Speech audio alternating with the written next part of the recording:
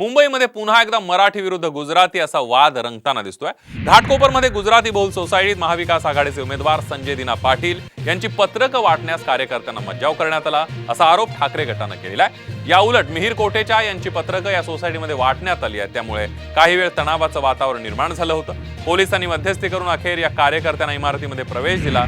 मुंबईतील मराठी विरुद्ध गुजराती वादाचा आढावा घेऊया एका रिपोर्टमध्ये। गुजराती सोसायटीत शिवसैनिकांना नो एंट्री।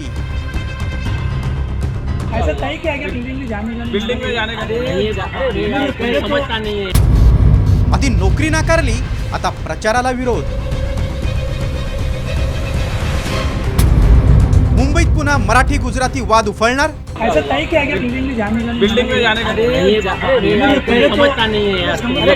मुंबईत पुन्हा एकदा मराठी विरुद्ध गुजराती असा वाद रंगताना दिसतोय। मुंबईतील घाटकोपरमध्ये एका गुजराती बहुल सोसायटीत ठाकरे गटाच्या कार्यकर्त्यांना प्रवेश न दिल्यामुळे नव्या वादाला तोंड फुटलंय।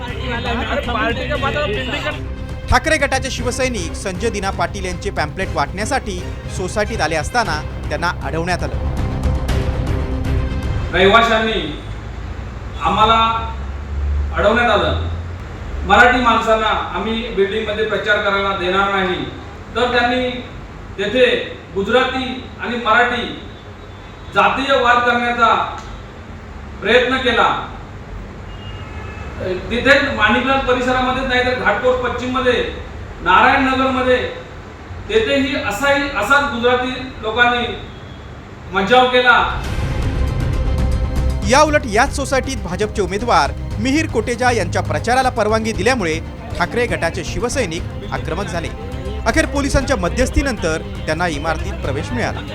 मात्र शिवसैनिकांना अडवल्यामुळे संजय राऊतांनी शिंदे गटावर सडकून टीका केली, तर ठाकरे गट रडीचा डाव खेळत असल्याचा पलटवार नितेश राणेंनी केलाय। तर आवाज द्या, तर आम्ही बघतो काय करायचं ते। काल सुद्धा घाटकोपर मधल्या एका सोसायटीमध्ये जिथे बहुसंख्य गुजराती राहतात, शिवसैनिकांना येण्यापासून रोखलं मराठी आहेत म्हणून। बुलचड शिवसेना काय करते हे?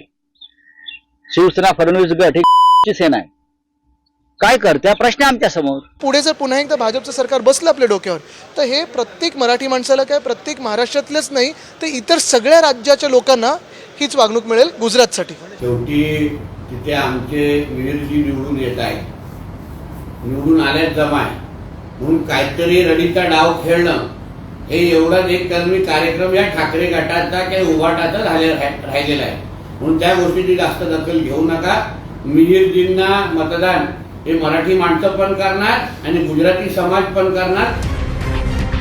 एकीकडे मुंबईतल्या कंपनीत मराठी माणसालाच नोकरी नाकारली जाते, तर दुसरीकडे ठाकरेंच्या शिवसैनिकांना सोसायटीत येण्यापासून रोखलं जातंय। यावरून शरद पवार गटाचे नेते जितेंद्र आव्हाड आणि रोहित पवार यांनीही भाजपवर निशाणा साधलाय। हा 105 मराठी हुतात्म्यांनी स्वतःचं रक्त सांडून केलेला प्रदेश आहे आणि ह्या मातीनी समृद्धी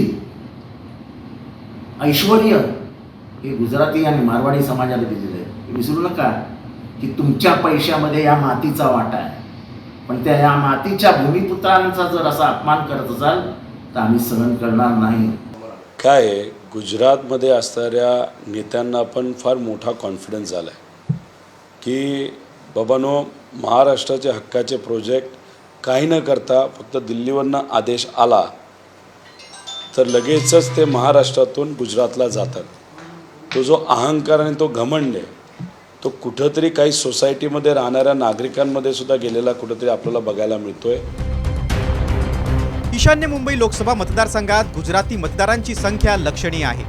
त्यात ऐन मतदानापूर्वी मुंबईत मराठी विरुद्ध गुजराती वाद रंगण्याची चिन्ह दिसतायत।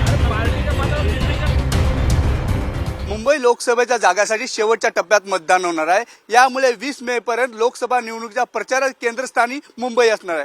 स्वतः पंतप्रधान नरेंद्र मोदी सांगता सभा मुंबईत घेणार आहे। त्याआधी मुंबईत घडलेल्या घटनांमुळे प्रचाराचं वारं मराठी विरुद्ध गुजराती वाहणार का हे पाहणं महत्त्वाचं ठरेल। कॅमेरा पर्सन राकेश सोबत मी आवेश तांदळे, साम टीव्ही, मुंबई।